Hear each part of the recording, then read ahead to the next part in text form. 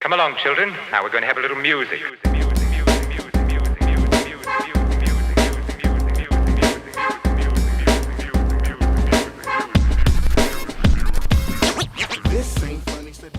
Yo, what's up, guys? Welcome back to another First Cut Live. We are here again, live on a Thursday night. I'm here with the crew, obviously the starting lineup.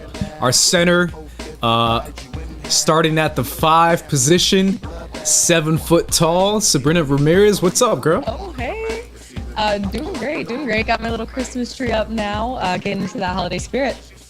Yeah, you're the Anthony Davis of the squad. I'm sure RB3 appreciates that. Get that big contract. Sabrina, your mic's a little poppy, by the way. Just want to let you know. Oh. Yeah, just a little bit. But either way, the LeBron of the squad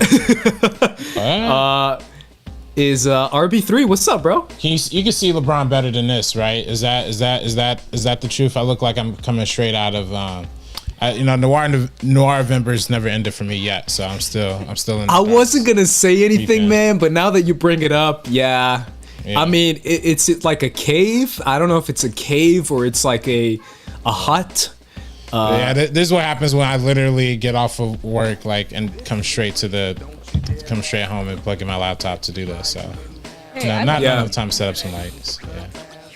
Yeah. All good, guys. Obviously, there's a lot of news coming out today, but the biggest one of all, the first thing we're going to get right into is Russell Westbrook is going to the Wizards? What? Sorry, guys. I thought we were talking about basketball. Turns out we're not. And it turns out Anthony Davis 5-year extension. Let's go. Let's go. Back, slowly coming back. Yeah. Oh. Andres. Oh no. Do we lose him? We lost him. Okay, I'm back, right? There you go. You're back, Yeah. Jesus. Either way, guys, am I good? Yeah, you good. Okay. Can we talk about John Wall now? Listen, I got some feelings. You don't even care, bro. You just watch Lakers news and you watch Lakers podcasts and Lakers blogs. And it's like no. I have a hot take on John Wall, but I'm never gonna say it on camera. But I like Russ. I like Russ. That's my hot take. Everyone hates him, but I like him. Russ is my boy. But either way, we're not talking about that. We're talking about the big Warner Brothers news that dropped this morning.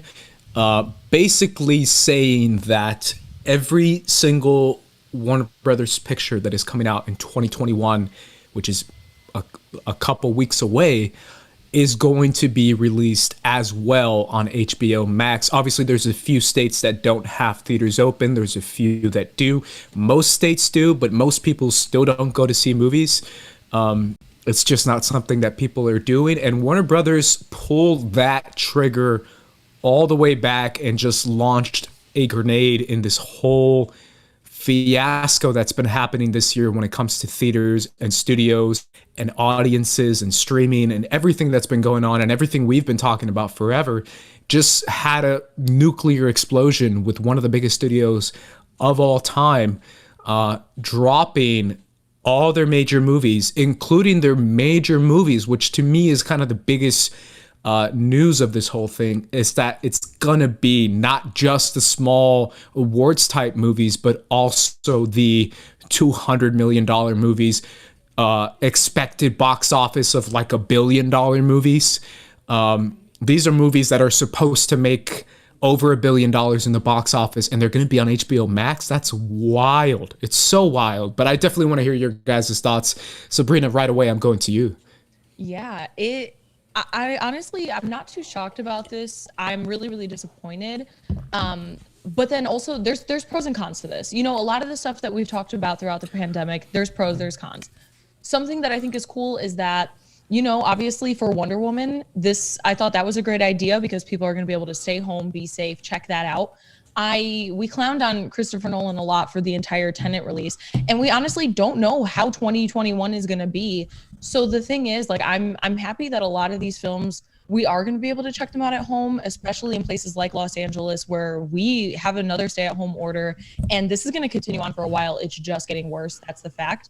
And I kind of like that. I didn't want to see Dune on my laptop screen sitting in the corner of my apartment, but I mean, if this is the way it's going to go, because everything just keeps getting pushed back over and over and over again, and we already have such a saturated next few years of film, the way all of these release dates have been going. So it makes sense. They said it's only going to be for 2021, and I highly doubt that. I think this is basically like a test run almost. I think they're going to see how the first few films kind of go, and then go from there. And obviously, we're getting this from like Warner Brothers, HBO Max, but I haven't heard about how like theaters are reacting to this at all. Because obviously when like Trolls World Tour happened, you know, there was outrage from AMC. Yeah, everybody was pissed. So I'm wondering about this, because I know that they ended up obviously striking a deal and they get some of the revenue. But I'm wondering with this, how this is going to work, because with subscribers, you don't know when somebody's subscribing for a certain movie or if they're subscribing for HBO Max in general. But from an HBO Max standpoint, damn, their subscriber numbers are gonna go up. That's the truth. We're getting like all across the board, Dune, Conjuring, so many films. So yeah, well, there's a lot there, I mean, that you kind of went through, but I want to touch on each one by one, if I'm being honest, because I think they're all separate conversations. Before I go to you, RB3, in your reaction, I love that you brought up Chris Nolan. The first thing I'm going to say is like the irony that homeboy fought so hard to have his movie released in theaters, and I'm not going to say that's the main cause of this, but it's the same studio, it's Warner Brothers, right? And the fact that one of the causes is his movie bombing in US markets is kind of the reason they're doing this. So in a way, Chris Nolan killed theaters. It's so mind-blowing if you really think about it, the Chris Nolan of it all, where it's because Tenet didn't do good, and because they spent so much money marketing for Tenet, because they spent so much money. I swear this thing was marketed at like playgrounds, at like football games, just everywhere. This movie was like, they were begging you, please go see Tenet. This movie cost so much money. I know it's a pandemic out there, but just go see it. And no one really saw it, at least not in the US. And that kind of killed movies. It's kind of, I don't know, it's just so ironic. It's crazy. RB3, go ahead. This whole thing is insane. Yeah, I mean, it is pretty crazy. I don't know. Nolan, I think Nolan had good intentions. I don't think his movie just wasn't the right movie. It just wasn't the right movie come out the gate. Sure. And introduce that for sure. But in speaking in general about this whole HBO Max thing, listen, people know my stance on this whole thing, right? I've always been in the beginning, when streaming was first coming out with Netflix and all that, I've been very pro Netflix. I've been very pro streaming because it gives access to a lot of people and gives a lot of accessibility to, in terms of revenue, in terms of revenue to the studio, and in terms of giving accessibility to new audiences who aren't able to see a lot of these movies in theaters, because there are a lot of communities that just frankly don't have theaters, right? So that's why I'm a big supporter of independent cinema and award cinema and all that kind of stuff being cherished. So I really, but when it comes to like this particular issue, like that we've approached in 2020 and 2021, right, of the pandemic and blockbusters going to streaming, that's when it starts to get a little shaky for me, because in that sense, those are the most accessible movies ever. Like, even if I'm not able to see Whiplash in theaters, I know for sure I'm going to be able to see the X-Men movie or Avengers, but I'm not asking for those to be on streaming, because frankly, those are going to be huge money makers for both the people involved and for the theaters. And I think theaters are a big part of the movie going experience that need to be preserved. As much as I'm going to advocate for streaming, for accessibility for audiences who can't have the theaters, that's coming from a position of, yes, like keep the theaters in place for the people who can access them and have streaming as a backup. I don't want to see streaming become the primary, and that's always, well, to be honest, man, that's where it's going, and that's why I've always pushed back on it. Well, it's going, this is a rapid move in that direction, absolutely, and that's what's a little scary about the whole situation. And I'm frankly okay with having a couple of releases. Like I'm okay with Wonder Woman, Christmas, and if there's something like they're doing like that time and Jerry, like that's great for HBO Max, and things like and Dune. Like Dune is a highly anticipated film, but there's no way in holy guacamole I want to see that on HBO Max. Nope. You know what I'm saying? So I like that it's both the option of the theaters and streaming. I like that, but there is going to be a big shift we're going to see going forward. If this model is successful, and it probably will prove to be successful, but then we'll have to see, because if we get to a situation where a movie can still make $3 billion in theaters and still be on streaming simultaneously, then that's the best of both worlds. So, but that's not going to happen. It's not going to happen. That's not how it works. It's not. But I'm trying to be optimistic here. You know what I mean? I'm trying to be optimistic. Yeah, but that's the thing. If someone offers you free popcorn and then says, "Well, actually, I can give you free popcorn, or you could pay $20 for the same popcorn, but you have to sit in a place with a bunch of strangers," you're gonna take the free. Like, there's no other option besides free for a normal person. Maybe the film cinephile purists like myself, like us, like other people that live in LA or other people that live in other towns and other cities that have open theaters, will be like, F it, I'm gonna spend $20 to see this in theaters, even though I could see it for free on streaming. I am that kind of guy. That's the kind of guy I am, but that's just not normal.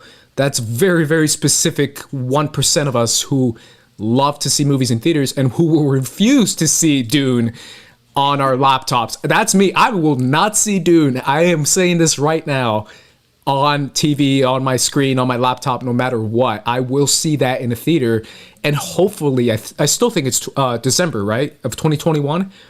Hopefully by next year, I can do that. And there's an option for me to do that.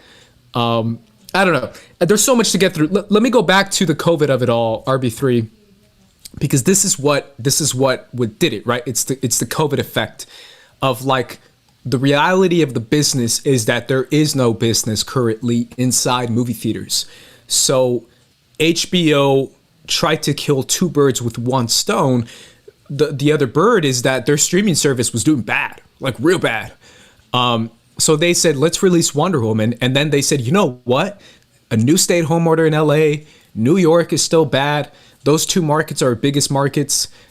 This is pretty bad. Let's just double down on this streaming thing, and let's try to spike up our numbers in our streaming service, which was already kind of bad, and completely change the movie going experience. And I saw that on screen. Sorry, bro. Threw me off. But either way, that's two things, right? But it's still the effect of COVID that comes in first. Here is where I'm going to give you guys the kicker, which is mega blockbusters.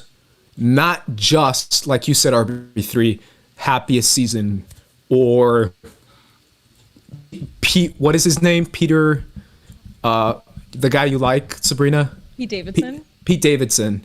It's Peter. Not just, yeah, Peter Davidson. Peter Davidson. It's not just Pete Davidson and happiest season. Suicide Squad. It is Pete Davidson, really, when you think about it.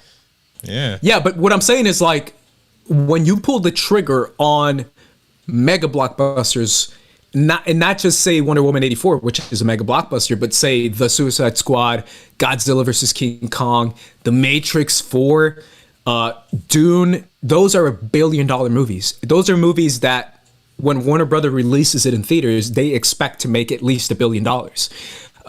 When you put that on streaming, that's when you're like straight up like nuclear bombing theaters. It's over. It's done. Like, I don't see a way out. The last shoe to fall, guys, and this will be my throw to you, Sabrina. The last shoe to fall will be Disney, because Disney is still the king of kings and rolling over their empire. If Black Widow, they've been like over Black Widow like it's Baby Yoda, like straight up. They're protecting the crap out. They're like, this is baby. It's only going to be seen in theaters because we love Black Widow. And I've been hyping up to see it so bad. If they drop Black Widow on Disney Plus, it's over. It's Well, it's done. But before we move on to Black Widow, I do want to say this. Like, when you're talking about the $1 billion that they're going to be losing out on, there's no mathematical way a singular product or movie is going to make $1 billion on streaming. There's no singular way that's going to happen. There's no way. There's no way one product is going to make $1 billion on streaming. That's not possible. The Max, we've already saw that with all those studios making offers for No Time to Die for 500 million, 600 million, and all of the streaming services said, heck no, there's no way that's possible. There's a reason that's not possible, because it won't happen. So I do think it is going to be a shift, but I think at the end of the day, Warner Brothers is going to be looking at their pocketbook and saying, we're making a lot less money this way. You know what my counter is to that? What's that? Raise the price. You raise the price of your streaming service. You make it $20 a month. Make it $25 a month. Now that you're releasing Dune, now that you're releasing, Warner Brothers, the Flash movie, whatever massive blockbuster type movie, the Suicide Squad, people will probably pay $20 a month, $25 a month. You raise the price and make it not accessible for normal people and make it more and more expensive. It's already the most expensive streaming service there is, besides, I think, the premium Netflix, which I think is like 16, 17. They're about to make that 18. They're going to make it 20. Bro, Netflix is going to keep raising their price. There's just no other business model that they're just going to keep doing that. And that's what streaming services are going to do. And that's when it starts to become a little bit like, oh, I don't know if putting everything on streaming is such a good idea, because then we're going to be paying like $200 a month, paying for all of it. Disney Plus, Hulu, HBO Max and Netflix and all this other stuff. It's going to cost, if they keep raising the price, which they will, if they keep dropping these massive movies, it's going to become a little bit hard for normal folks to keep up with these services. But Sabrina, go ahead. Well, that's the biggest thing. It really does worry me going forward, especially finally when it is safe. Let's say a world that it is completely safe in all locations across the US to be able to go to a theater, not have the capacity rule, let's say a year and a half, 2 years into the future. If something's on a streaming service and you can be safe at home, everybody has splurged on really good technology. They have great TVs, great sound systems, things like that. Some people don't care about the movie theater experience as much. Like, we're in a bubble, of course, where we do care. And it's really special to us and special to a lot of people. But some people might only go to a theater to see one or two a year, only like one a year. And they kind of have Most to pick people and choose do. from that point. Exactly. And you have to pick and choose at that point what you actually want to go out and see. But if you can get all these major releases at the exact same time at your home, there's almost no incentive to even go at all at that point. Like, nope. Obviously, we love that entire communal experience. It's something that I miss so dearly. Oh, you have no idea. Especially this season. That was going to be my next tweet, is like, now, like, going to see small, independent, like Oscar Beatty type movies, like right now, that's when I miss the theaters more than like summer or anything like that. 100%. There's a tiny theater down the street that shows films, and I always used to just like walk anytime I was free, go to see like one of the matinee shows. Saw Portrait there.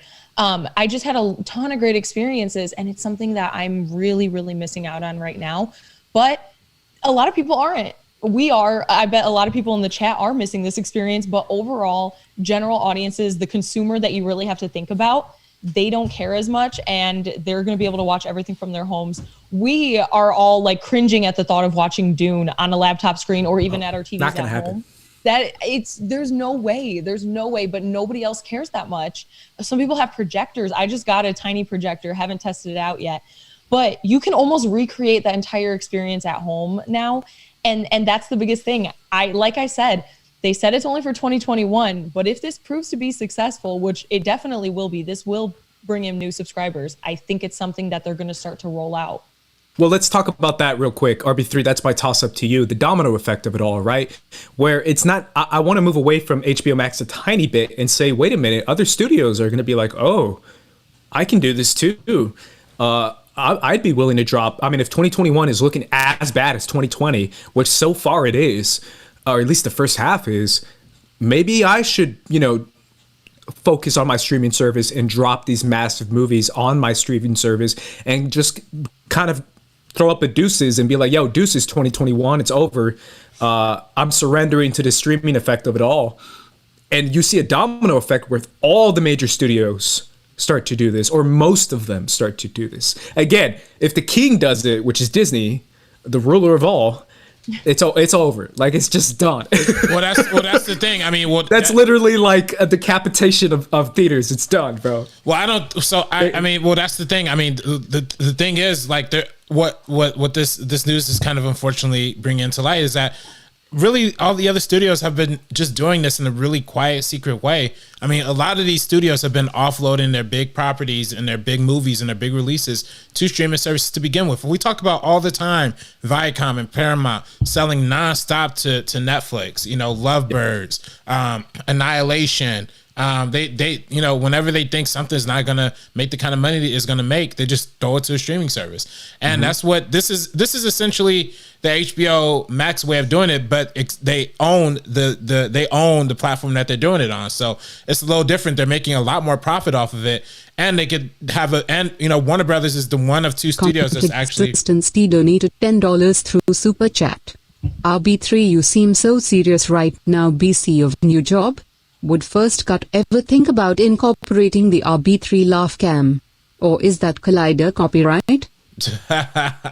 Thank you. I'm sorry for the interruption, y'all. Yeah, the thingy was on. I'm turning it off right now. The voice is on. But if you donate more than $10 on firstcut.live or on Super Chat, you could not interrupt the show. You could participate in the show. You could join the conversation and support the show. That's the big key. Support the show and help us continue to grow. Tell us what your thoughts on this all is. And we do have a question from Brandon Buckley that I do want to get to after I finish what I'm saying. But the thing is, Warner Brothers and Disney are the two studios that currently have blockbusters. Those are the two studios that currently have it. And the Universal. fact that, well, Universal too, but Universal is trying to get Peacock off the ground. Now Peacock, fortunately, doesn't have any kind of foundation. So now Universal's kind of in this weird spot of drop a little Fast and Furious on there, bro. Well, I mean, but that's the thing. I mean, is Peacock even big enough for that though? I mean, does Peacock even have the infrastructure? So I don't know anybody who has Peacock. It's all about getting numbers, man. That's not relevant. It's about the numbers. But I mean, but there will be that's too much of a loss for Universal, as opposed to something like HBO Max, where this is kind of a natural transition, where they already kind of have a fan base and have an audience that can only expand outwards and already kind of has buzz.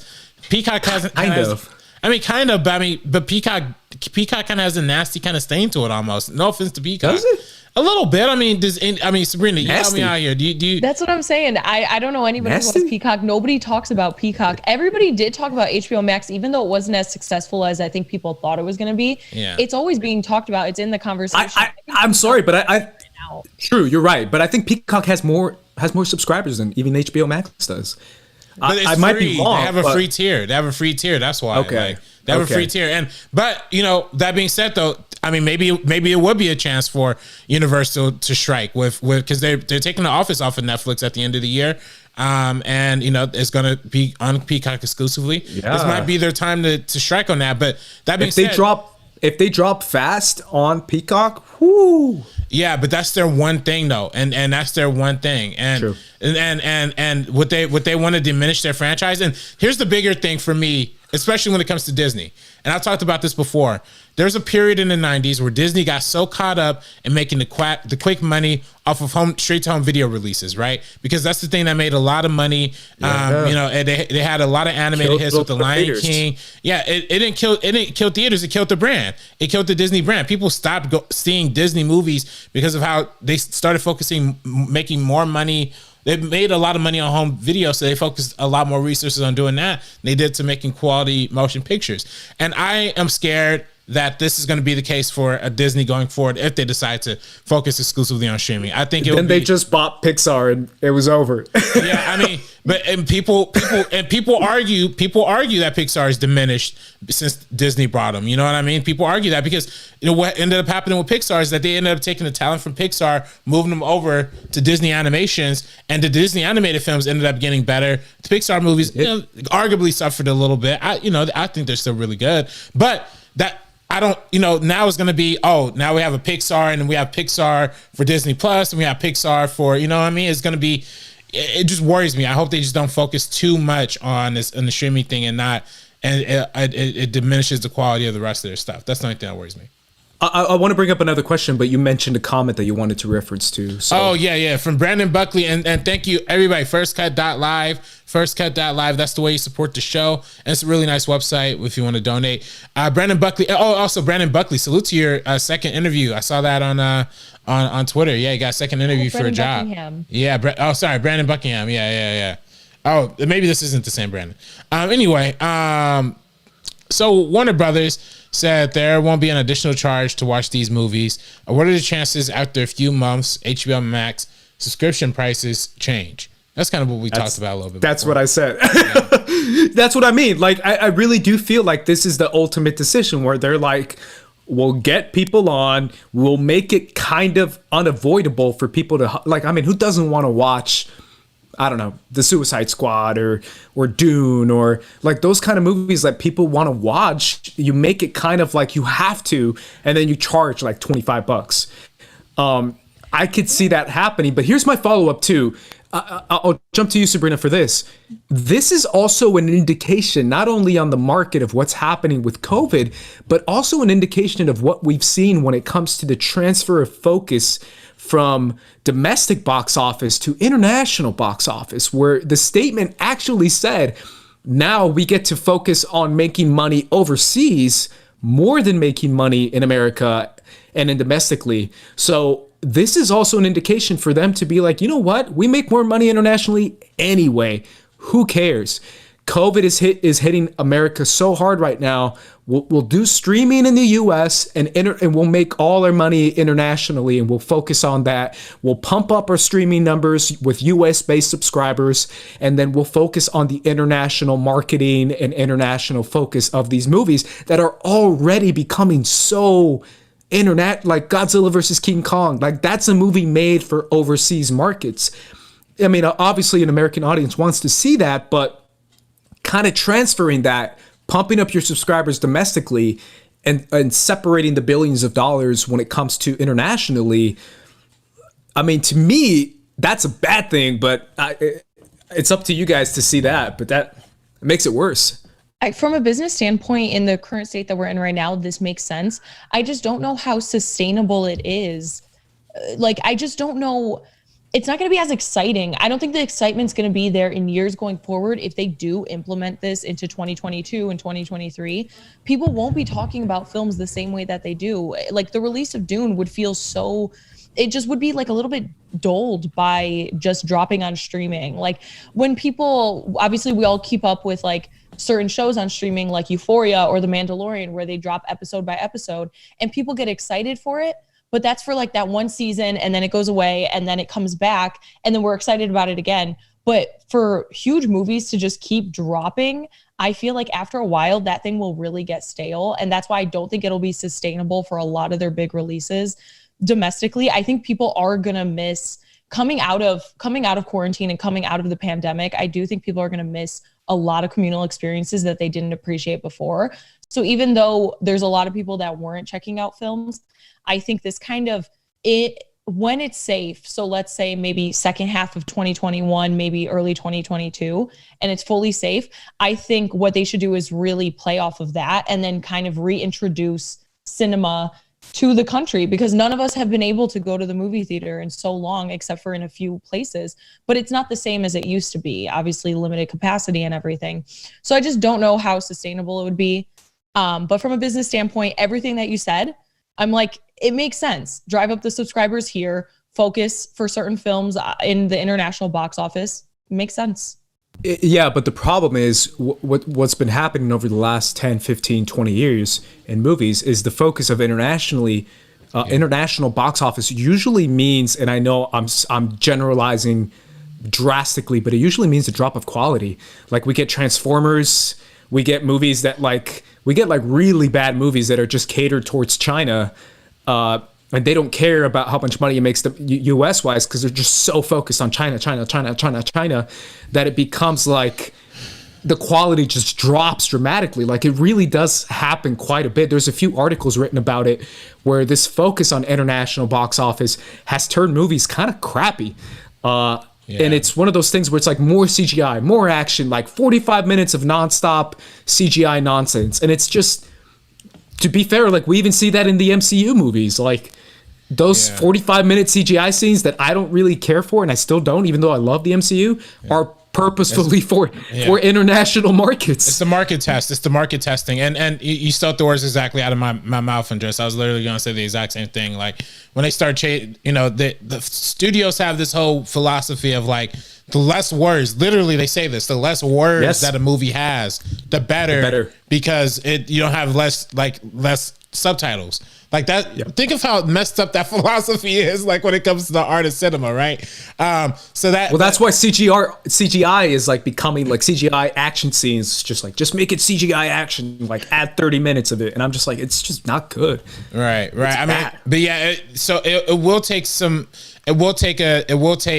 a shift towards streaming and a shift towards international definitely looks towards a shift towards money making, right? Now that being said, though, I do think there are markets. I do think mining an international base will incentivize theater goership a little bit more, because part of the international market is the blockbuster idea and the blockbuster release and the IMAX 3D, even though it's not a big thing. And IMAX is a pretty big thing in the United States, but it's a bigger thing internationally. You know what I mean? The big screen, the big concept of that idea is a big thing overseas. So I think in that sense, it will incentivize studios to at least keep releasing things domestically. Now, will the theaters survive this whole thing? Will theaters in America be able to survive it? Because think of also internationally too.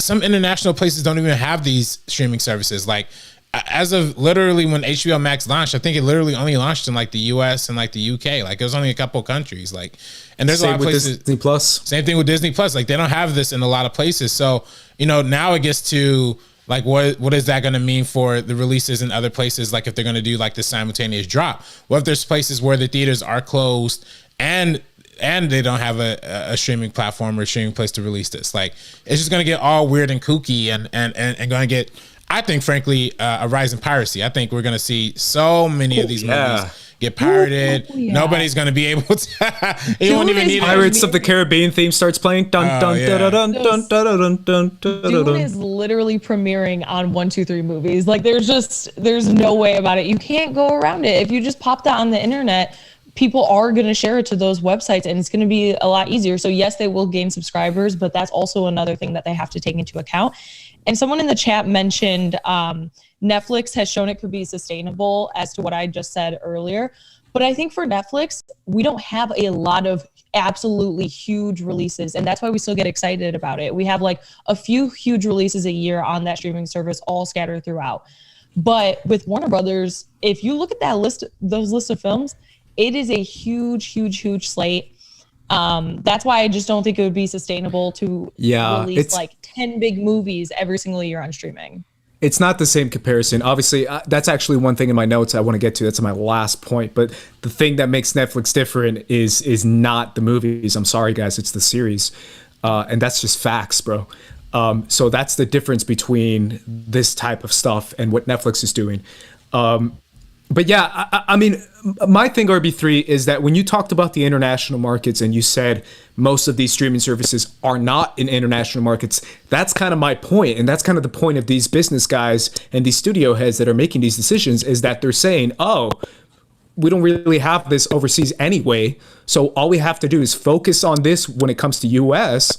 And then when it comes to international, where most places are better than we're doing, at least when it comes to COVID wise, they have theaters available, they have theater openings, and they have people eager to watch movies. They can focus on those markets when it comes to that type of marketing.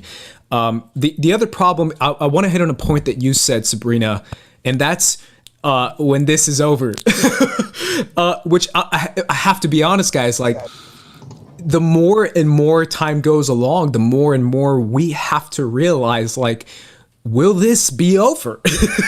Like, it's one of those things where, it's going to probably be over by March 2021 tops. Like, it's done. It's going to be, oh no, make it June. Oh, make it all, and it's going to be all over again. It's going to be 2020 all over again, where, especially because we're based in California, we see that more and more, either people don't care or people do care.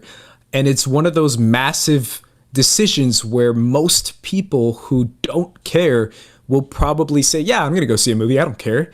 But most people who do care refuse. And if the state or if the governor decides to keep on restricting that, it doesn't matter if we think it's over, because there's plenty of people in America that think it's over already.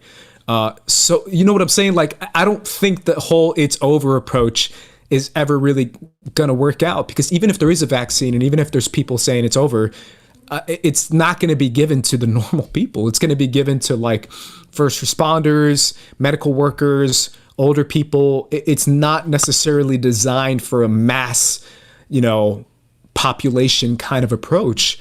So that's why I just don't think we should overlook the COVID of it all when it comes to 2021, where it's like, yeah, but by March, we could see that, Black Widow, we could totally see it. And it's like, maybe not. We probably might not be able to see those movies by March or April, which is when Black Widow and James Bond is supposed to come out. I think it's April, and then Black Widow as well. And it's one of those things where it's like, who knows? Beats me, because everyone's like, yeah, it'll be done by then. Will it? I don't know. I don't see it. I agree 100%. And that's kind of why my like, even like, oh, it might be over like later half of next year, 2022 kind of thought with all of this. So that's why I like it for 2021, even though it's really unfortunate. Hopefully by the time Doom comes out, that's the biggest one for me. There's a few, I'm okay with seeing like the Suicide Squad at home. I'd love to see it in a theater instead, but because of the circumstances, I'm okay with that. Dune coming out next December, a year from now, I really do hope by then we're able to have a chance to see it, or it's going to be pushed back and not be 100% streaming. Because of course I'm going to want to be able to check it out.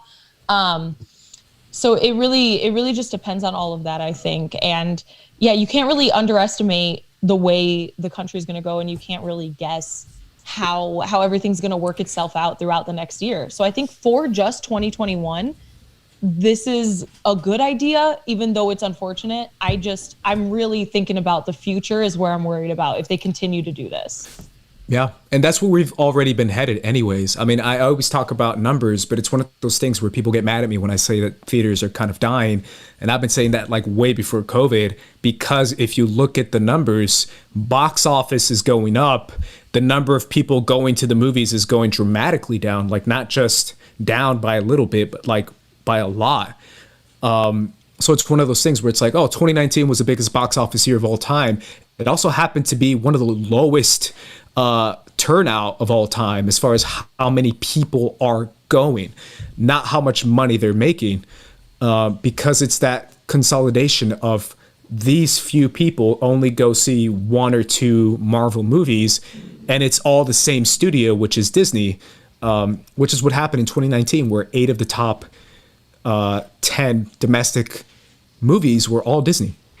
So yeah, there's just so much there that I'm just like, I have no idea what's going to happen. But yeah, I mean, I think to me, I think the biggest thing that, I kind of take away from this whole situation is, I think, I hope that, I hope, competition is good. And I like to see that now Netflix has a legitimate competitor, because this is really the only legitimate competitor, and Disney could put themselves in that position too, to compete with Netflix and this too. But it just depends on the strategy, and depends on the move. But I think ultimately this just also proves the total end of vertical integration. The whole idea of like studios can't release their own stuff, like Paramount decision that was passed in the 1950s. I guess like the law and like fair corporations and fair like capitalism are just kind of thrown out the window now, because you could just, if you just own a studio, you could just release it directly, and yeah, it's just all nuts. I don't know what's gonna get worse. It's gonna get worse. It's gonna get way worse. It's gonna result in probably Amazon buying an AMC or Regal or something like that. It's gonna result in Netflix or Disney buying Jeff Bezos made $100 billion more dollars this year. yeah. Oh yeah, get ready, y'all. Get ready. And he got rid of like thousands of employees. But hey, man, get ready to buy your Amazon stocks, and your AMC stocks, because they're about to be worth something after this. When they hit the lows, especially when AMC is going to hit a low when they have some bad news. But yeah, I think there's going to be something that's going to happen that's going to just totally kill the vertical integration game. So. Real quick, guys, if you want to see what's the movie that was on the list that you were most excited for, Sabrina, you said Dune. There's also Matrix 4, which is kind of huge. Space Jam, the LeBron James Space Jam. We have Mortal Kombat. Oh, no, not Space Jam. No, not Space Jam. That's not coming to HBO Max. Are you kidding me? Yeah. It's all good, bro. You hate LeBron. I love LeBron. Kids need to see Space Jam. You like him now. Come on, man. Now that he won a championship. He's the GOAT, man. He's got to be See, but what happened 2 years ago when you hated him, bro? I didn't hate him. I never hated LeBron. You did. I've always respected LeBron. Man. I've always respected LeBron. Is that Destiny making fun of me in the back? No, it's Destiny. That's Destiny in the back, yeah. Yeah, she's mad at me. You told me Kobe is the GOAT and LeBron is just a make-believe Okay, GOAT. well, I did say Kobe is the GOAT. Of course, I said that even before, the untimely. Yeah, way before, you told me years ago. You were like, yeah, man, LeBron ain't Kobe. LeBron is trash. And I was like, all right, cool. Yeah, no, I didn't say he was trash. I think LeBron's cool. Kobe. I didn't say it wasn't Kobe. I just said that. I agree. I love that you said Space Jam RB3, because that's something that when we were kids, obviously all of us checked that film out, and I want people to have those same experiences when you grow up. Yeah, but it's kids. To have the same attachment. Kids at home, that's like even more incentive to release it. Yeah, give them Tom and Jerry. Don't give them Space Jam, man. Come on now, not Space Jam. The special stuff, I know, basketball's great. Save. Yeah. You gotta save for like really great experiences, really great memories to have going forward. Yeah. Space Jam is the movie that got me into basketball as a kid. Let me finish the list real quick.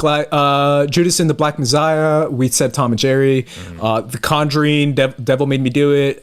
In the Heights. Wow. That one stood out because that's a big ass movie too. Yeah, never mind. Somebody who we know claims it's a great movie. Somebody we know claims. Well, I mean, you already said who it was, bro. I didn't. I don't put that part out. Yeah, he did. He hyped it up for me. Yeah. I'm excited for it just because he hyped it up for me. Yeah. The Many Saints, King Richard, which is the Serena Williams, Will Smith movie. That's been like supposed to be coming out forever ago. So out of all these movies, you said Dune, Sabrina? I think Dune is just the one that I'm going to miss. If I don't see it in a theater, that's the one that I'm going to be the most upset about. Everything else, of course, I want to be able to check out all of that. And then, yeah, for the kids, stuff like Space Jam and also In the Heights. I love that you mentioned that. I completely forgot about that one, because there's nothing like seeing a film like that in theaters. No. My you imagine seeing La La Land at home? Exactly. My home is not going to cut it. I don't have that entire setup that some people are fortunate enough to have. I don't have that sound system. I don't have all of that. I want to be able to see that in a theater. Yeah. Last thing I want to tell you guys, I'm going to go real dark. That's just because that's how I roll when it comes to this type of stuff, because I've been talking about the death of theaters for years. So let's go even further. Let's just dive in even deeper. What about the death of movies? So bear with me here. AT&T is owning Warner Brothers. AT&T is an internet company. They get money based on how much you stay on their platform and how much you're there. The streaming of it all has the number one thing, which is series. Series are what they want because series gets more people to stay on their platform and binge and long watches. The Netflix effect of it all, which is 10 episodes long, each episode is 55 minutes, that engages viewers in a longer manner and engages viewers through a longer period of time than a 2-hour movie. So what could happen is these massive internet companies and these massive studios could say, hey, it's actually more profitable for us to make a series look at what happened with Justice League with Zack Snyder, where Zack Snyder actually said, yeah, that actually makes a lot of sense. I want to tell a story that's longer than a movie. Let's just make it a miniseries. Let's make it 5 or 6 episodes long. Let's put it on the platform. Let's have it either released all at once or released weekly. Make it an event type thing. That is kind of where we're headed when it comes to the transition to streaming, where it's more profitable to make a popular series than it is to have a popular movie on a streaming platform. Stranger Things, all the series that came out this year, Blind Manor, everything that Netflix has been doing is kicking ass. And that's kind of where studios and internet companies are like, that's where the money is. That's where our subscriber count wants to go. It's through longer period of times and less 2-hour movies, less movies. I mean, I think that's where it's going. I mean, more TV, less movies. Yeah, well, less movies will be made. I wouldn't mind if that was the direction that streaming went in. I still think there's always the death of movies, bro. No, like, I don't think that. No, I think there'll still be a place for cinema, though. I think there'll still be a place for film, because I don't think.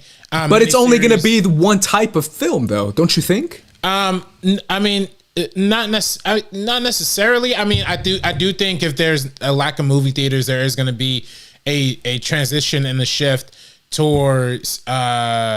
There's going to be more of a transition and a shift towards smaller budgets. As the same thing we've been seeing like in cinema happening before the pandemic, right? Smaller budget indies and bigger budget blockbusters, right? And I think that's going to become even more exacerbated, right? But I think, the platform that movies live on will just have to be a different medium than just either streaming or the cinema too. I think that'll have to be, we might have to see a change in that sense. Maybe there have to be a different type of streaming service, or maybe the streaming services buy fully into the independent cinema game. But I think regardless, I do think internationally and domestically, I still think the pandemic is going to end eventually. Like, we're not going to see movie theaters be dead for the entirety of like 2021 and 2022.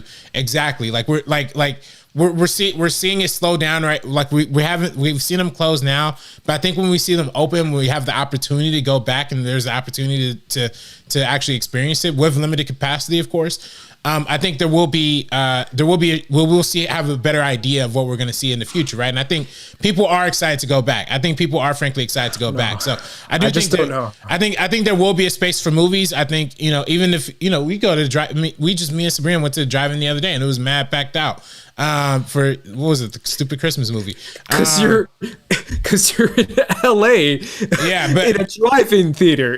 But I do. People have been going to drive-ins actually, like throughout the country. Even people that don't typically go to theaters as much. I think it's a way to get out of their house. Yeah, sure, but it still pales in comparison. Yeah, of course. Like it's like 0.0%, 0.08%. But I think there's that appetite, and I think theaters will eventually come back, because I think people will miss it. But I think moreover though, in talking about man, I forgot and miniseries, right? Miniseries, right?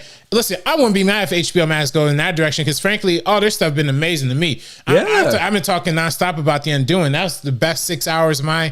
Think about it. The Undoing. Yeah. Watchmen came out a year ago. Yeah, Watchmen. Yeah, Watchmen was fire. Yeah. Succession. Yeah. Woo. I don't want to see a Watchmen movie ever again. I don't even want to touch the Zack Snyder version. For me, I love the Zack Snyder version, but give me something that gives me, if I think frankly miniseries allow for more creativity for storytellers too. So exactly, it's the future, right? Yeah. Miniseries is where people like Alex Garland, for example, can make a show like Devs, where Devs doesn't fit inside a 2-hour movie, but it fits inside a 6-hour miniseries. Same with Justice League, same with The Undoing, like you just said, RB3. But that means less movies and more series, because longer form storytelling, even if it's slightly longer, like 4 episodes or 3, is still not a film. It's still, focusing on the series of it all, which is what Netflix has been killing it at. So that to me is one thing. The second thing, I'll hit on your people will come back thing. People haven't been coming back since before COVID, man.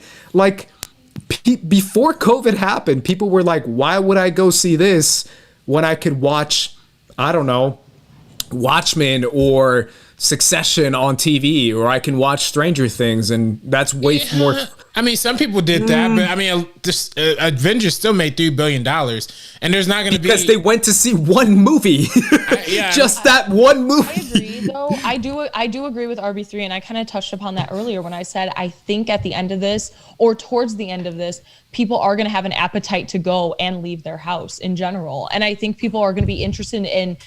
Okay, what I'm going to say, I'm going to take a step back and I'm going to say that maybe people, a lot of us didn't appreciate things in our daily life before the pandemic. The pandemic made us realize how much we kind of take for granted and how much we don't even pay attention to that was just part of our daily routine. And I feel like a lot of people kind of have that with obviously like going to a coffee shop, restaurants, even seeing a movie, because it is such a simple pleasure. Yes, it's expensive. That's the biggest issue I have, again, is that HBO Max or Netflix, even when you rack up like 4 or 5 subscriptions, it's still less than seeing like 3 or 4 movies a month. Like it's really crazy, actually. And so that's the biggest thing, I would say, the price. But I do think people are going to have an appetite to go out again, and that kind of provides them that relief. It's interesting because you guys are doing the whole fasting of it all, right? Where people have been basically fasting away from these experiences. So they're going to be starving when they finally come back, where I'm on the other side of it. My pessimistic ass thinks that because people are now, I think people are going to be even more cautious about germs, about being around people. They're going to be even more cautious about these kind of theaters that are kind of low-key gross and that they already pay too much money for anyway. They're going to be like, why would I pay $20? I spent the last 2 years inside. I can just watch this badass show on HBO instead of going out and paying $20, spending money on gas, spending money on concessions. It's a waste of time, a waste of money, parking. I don't want to be around gross ass people. You know what I'm saying? Like, I think COVID is going to make people more like, this is like, I don't know about this, because think about it. People now already, my counter is people already don't believe in COVID. So my thing is like, do I really want to be around with people who don't believe in COVID? Well, for one, there's 2 things, right? For one, there are people who legitimately want to be around gross people. You know what I mean? Like, there are people, and not just gross people, but there are people who literally thrive on being around people, right? Like some people just function on that. Like, but I'm saying, like, do I want to pay $20 to sit next to a person who doesn't give a shit about COVID? That's the thing, is that even if you're responsible, you can't control the people around you. But that's why I wouldn't want to go. Because I can control myself at home. Well, that's why. But I think that's why theaters need to make parameters for that. And I also think, I think that's why theaters could be successful in places like Florida, like Kentucky, like Virginia, where they can just walk around and not wear a mask and not give enough. I think they'll frankly not care if the theaters are. I think they would go to the theaters regardless. So I think like I'm saying, I still think there's a market. Is it a healthy market? Is it a safe market? Not currently, but I think eventually people are going to get better. People are going to change it, and eventually the pandemic will end. Like we're looking at this like it's a never ending thing. Like it will be over.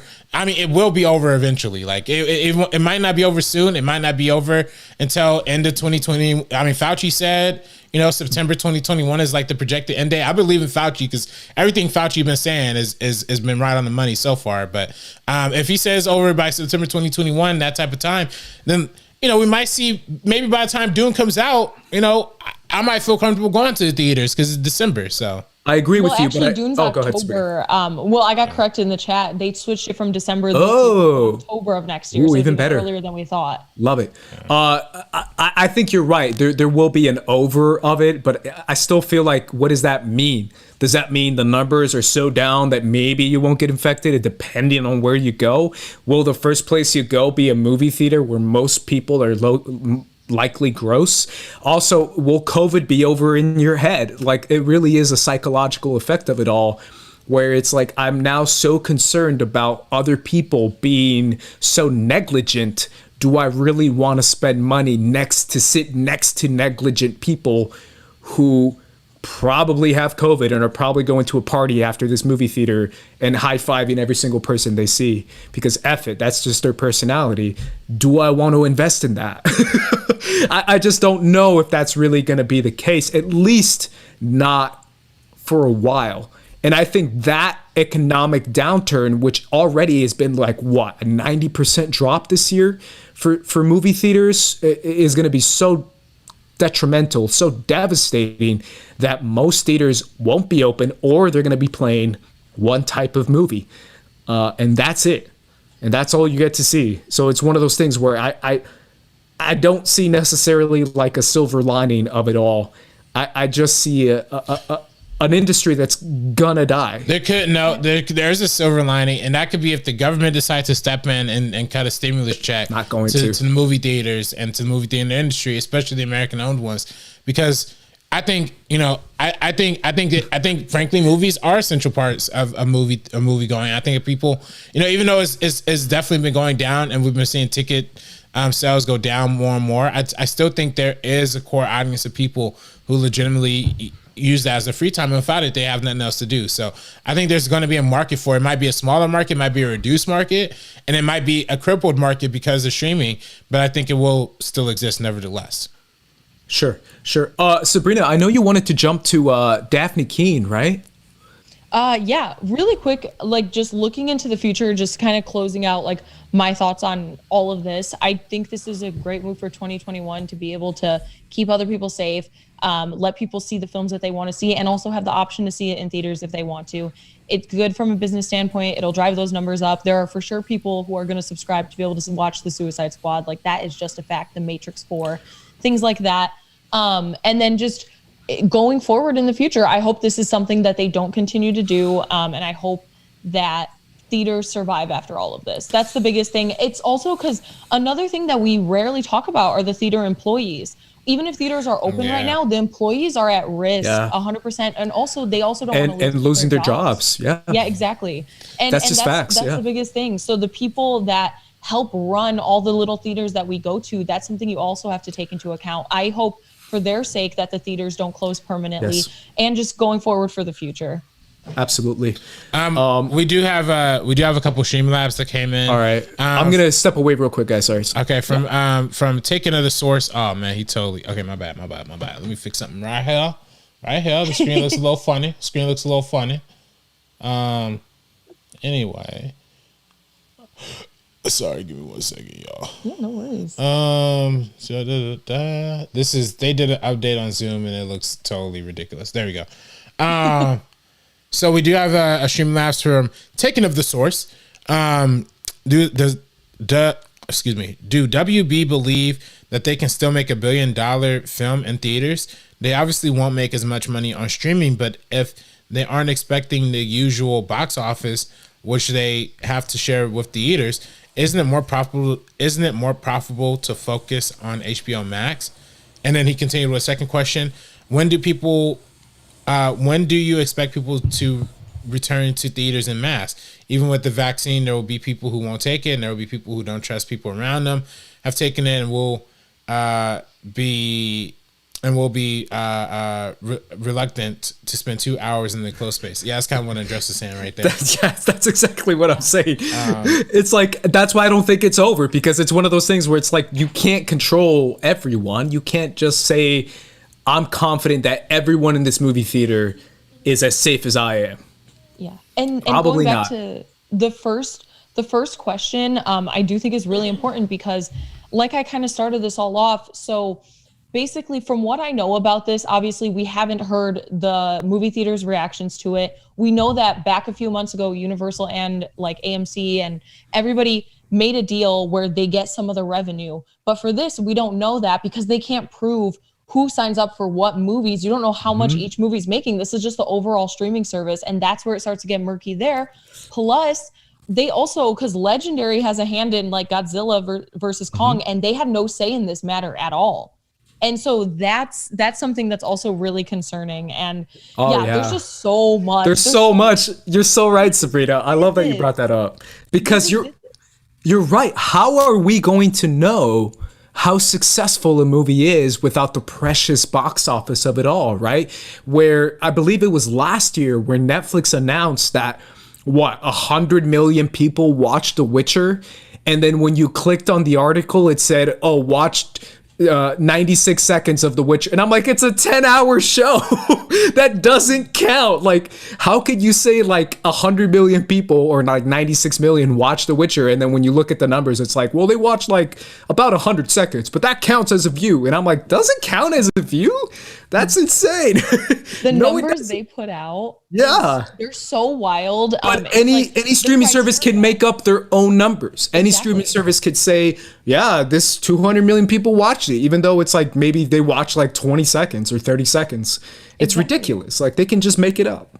Like, this many people watched the Queen Gambit on its, like, for the first week it ran or whatever, but it's like, it's as long as you watch like 3 minutes or more, and it's like, 3 minutes for a 10-hour movie or a 10-hour show is not a watch. That is just not. If 3 minutes for no way. Well, that's what vertical integration is, and that's what the dangers of it is, and that's what, you know, kind of having and manipulating the market in that kind of way is very detrimental. So it rises up your stock investments. People who want to invest in the company. I mean, that's what Facebook did. When they see those type of numbers, they are like, oh yeah, take my money. I mean, that's what Facebook did with a bunch of content creators, and a bunch of content creators jumped to Facebook and have gone underwater when they realized that you could get like 6,000 views and have like 2 likes. You know, like, you literally have nobody engaging your content and still get thousands of views, because it literally is like, if you dash over it for 2 seconds, it counts as a view. So incredible. Do we have another Streamlab RB3? We do have a super chat that came in from. Oh man, I'll woke Killer Gargle. I don't know what that's a super chat. I don't know what that name is. I'm sorry. HBO Max is sunning 2021. Indeed. It's crazy out there. I don't know what. And people, again, if you want to support the show, firstcut.live, you know, don't let the studios, don't let them take your money for $13.99 a month, and don't give $1 to HBO Max. Don't give $1 to First Cut Live. I mean, come on now. I mean, we would love to be a streaming service to make billions of dollars, but we can't. But we can with the help and your support. If you go to firstcut.live, there's 90 of y'all here. If 90 of y'all put in $1, that'd be so dope. That'd be so dope. Yeah. Let's move on to that Daphne Keene story you had, Sabrina. I know she mentioned that she wanted to, that she was in the works for a X-23 show. Yeah, they were talking about that, like the possibility of her kind of expanding upon her character and how it was a possibility. And I thought that would have been so freaking cool. Whether it's a show or whether it was a film, I think they were like in like such early developments that it wasn't even anything that came off the ground at all in any way. But I would have loved it if they kind of took that route after Logan, because she was the standout of the film. Obviously, there was the three. There was Logan, there was Professor X, and there was her. Mm-hmm. But she stole every single scene she was in, and I thought her character was incredible. And her as an actress, to be as young as she was and be next to 2 very, very celebrated actors and just steal every scene, I adored it. Yeah, if I'm being honest, I really do feel like if they do X-23, they would have to age her up, if I'm being honest. Mm-hmm. I don't know how old she is, but maybe like 12 or 13-year-old. I just don't know how valuable that is as a R-rated, super gory movie would be as like a 12-year-old being your lead. Maybe I'm wrong, but I just think they would probably age up her character. We saw Kick-Ass do it. And yeah, but I don't even feel like that's so sustainable, and Kick-Ass has so many other side characters in the movie that are not, it's not a Hit Girl movie, for example. I don't know. Hit Girl like popped off after that. Like, people were absolutely loving it. But also, I think something that could be cool is if they do kind of put this on the shelf for a little bit and then wait till she's maybe like 15, 16, 17, and then make a film like this, or have her incorporated into the cinematic universe in some way, shape, or form. That's something I would love to see. I want to see more of her. Well, that was not gonna happen. Well, I mean, that was my question. If they're developing an X-23 movie, that means they're acknowledging that the Fox X-Men universe is canon, because I don't think Well, this could be pre. I think this article is probably pre, the whole Disney dissolving Fox thing, right? Like, there's no way, dude. I mean, is it? I mean, the article's from like now. No, I know, but she was saying like when she spoke idea. about it, because she was like, "Oh yeah, in the past we were thinking about developing that." I assume she meant like around where the movie was starting to pop off and shit, which was like a while back.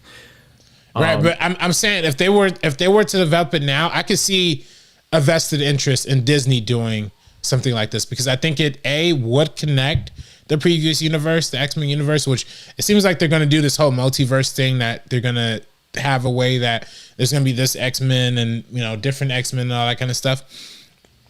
But that'll be a good way to bring that kind of acknowledge that universe, while also, frankly, let her be a Disney star. Like, and I'm not saying that ironically, I'm just literally saying like Disney has an impressive track record of making male-centric franchises like Star Wars, like Marvel, and transition them into female leads. Why not have this be that thing? Like, why not have why not, instead of recasting Wolverine, because I never want to see Wolverine ever again in any X-Men movies ever, because Hugh Jackman is that guy to me. Yeah. Why don't you just make X-23 that for this generation? I think it will be. I think that's a great idea. I really do. I just don't know if it's a 13-year-old version of X-23. You see what I'm saying?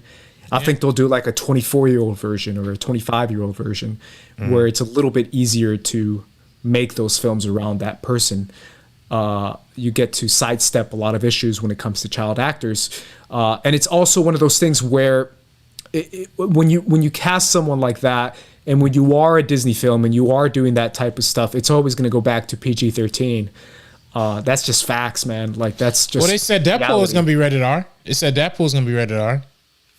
Yeah, but again, Deadpool is such a separate. It's not the Deadpool of the cinematic. It's Deadpool's been already there. You see what I'm saying? Where it's like if they're remaking an X-23 movie or something like that, that's new. You don't want to make it R right away, because that'll probably put a lot of people away from it. So, last thing I have, guys, just the Hawkeye casting. We saw that my girl Florence Pugh is coming back as Yelena from the Black Widow movie into the Hawkeye series. She could probably be in maybe 2 episodes or something, or maybe less than that. But she's in that, as well as Haley Steinfeld playing Kate Bishop. We have Vera Farmiga. We have a few Latino actors too, which I think is kind of cool. Tony Dalton, a newcomer named Alaka. Jim Fan donated $10. SO to First Cut Live. I'm 50-50 on the entire HBO Max news. I've transitioned into a work from home position, so I'm home 24/7. So news like this kind of bums me out.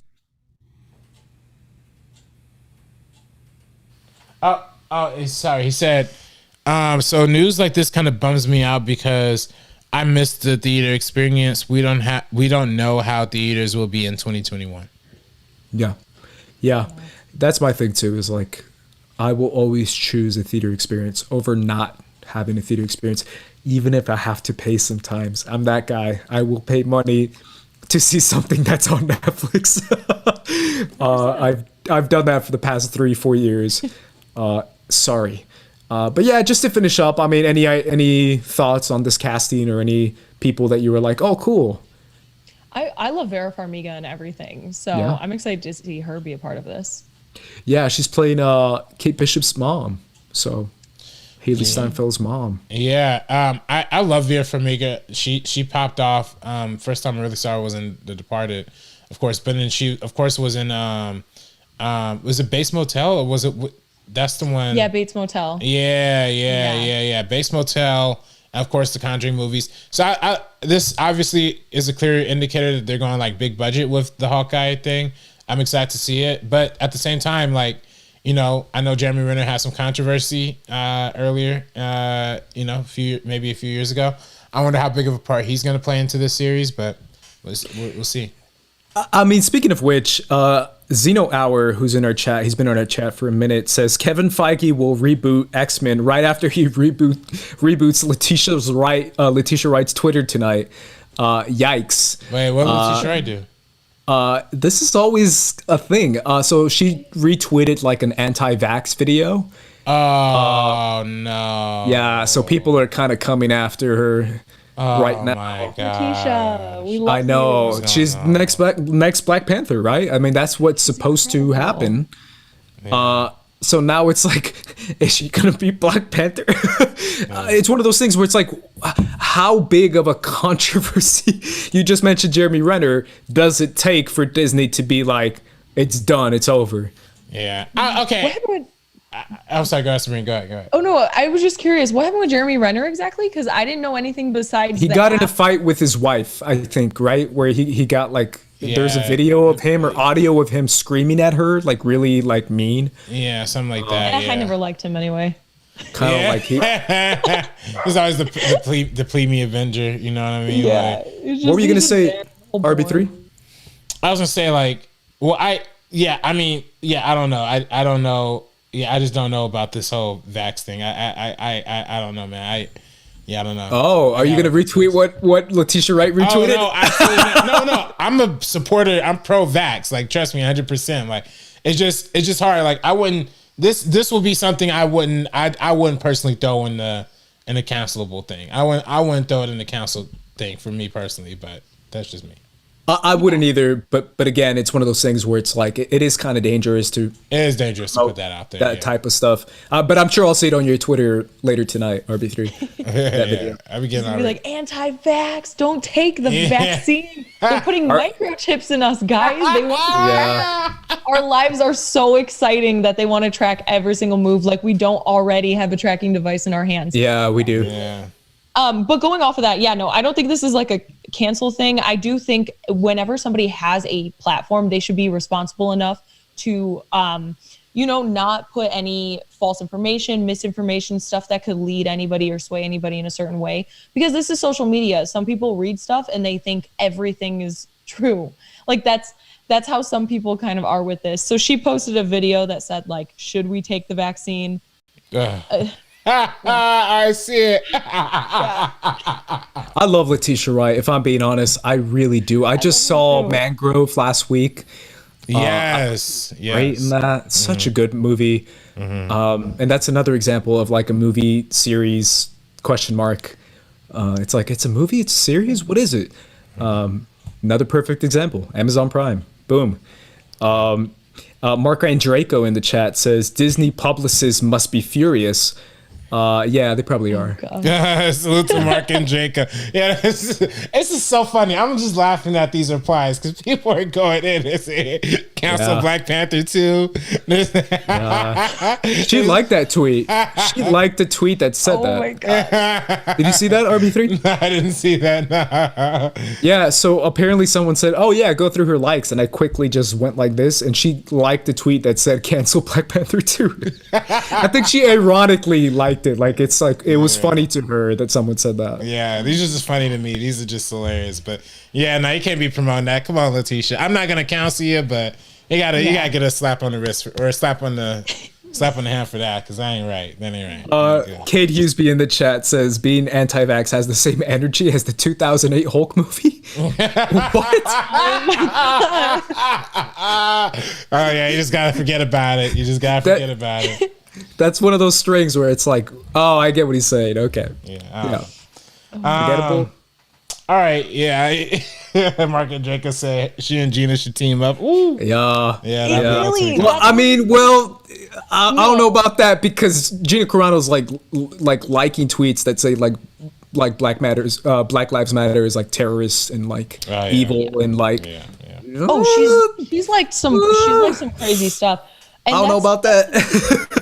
Well, that's a really good example, because when she first started out, she just did a few minor things. Now Gina Carano went full force into it. She said, "Oh yeah, you guys don't like me? Full neo-Nazi, in." Yeah, full blown." That, but because when it first started out, I tweeted out, of course, and I'm like, "This is a really irresponsible use of your platform." I think that all the time. Somebody, whatever, like a celebrity tweeted, "I'm." Like, how come this is the first time in history that this election is taking weeks, months, years? I'm not a political person, but so then I did like a tiny bit of snooping, found out they donated to you know who. And I'm like, don't spread misinformation. If you have, that person had like 3 million Twitter followers. I'm like, you're putting stuff saying this is the first time this has happened in history. People will read that and think that's true and then just run with it. If you have a platform, you have to have some responsibility and be held accountable a little bit with all that stupid misinformation. And that's the problem with a lot of people in the replies during the Letitia Wright thing right now. That's exactly what they're saying, Sabrina. They're saying, hey, it's not necessarily like you're allowed to think whatever you want to think. It's the fact that you're like doubling down, retweeting and sharing it as if it's fact. That's a kind of irresponsible thing to do on your platform, which is true. It's absolutely true. Indeed. But if there's not else, there isn't anything else except for Andreyko asking you, how's your new gig? Oh, hey, Mark. Hey, how you doing, buddy? Yeah, my new gig is good. We just did a really fun Jack in the Box tie-in yesterday, which was really fun. Yeah, Network is a really, really great place. If anybody at home wants to download the app and see the stuff that they got on there, we have a lot of great video content. But yeah, the job's been great. Thank you, Mark. Thank you for asking. Alrighty, guys. I think that concludes our episode today. Next week, we're talking about the potential of the Phoenix Suns with Chris Paul. I'm playing. But either way, guys, we'll be back here next week. Sabrina, where can everyone find you? You can follow me on Twitter and Instagram at SabrinaXMonica, and then also on Twitter at SabrinaOnFilm and Patreon.com/SabrinaOnFilm. And then, of course, here. RB3. You can find me on Twitter, Instagram at DirectorRB3, and be sure to follow at Timestamp Film on Instagram and I'm totally getting that mixed up. I always get it mixed up. I think it's Timestamp Film on Twitter, and then Timestamp Movie on Instagram. K's in the chat, so he'll let y'all know. But can we real quick? Is the video? Is that coming out tomorrow? Is there a video coming out tomorrow? RP3? Can I say that? Yes. Yeah. There's a adult video coming out tomorrow. Yeah. Okay, so be on the lookout for that, guys. We'll be dropping that tomorrow. So make sure you subscribe here to First Cut so you can be alerted to it right away. Follow us at First Cut TMO. You can follow me at Squad Leader Race. For the First Cut crew, we are peacing out.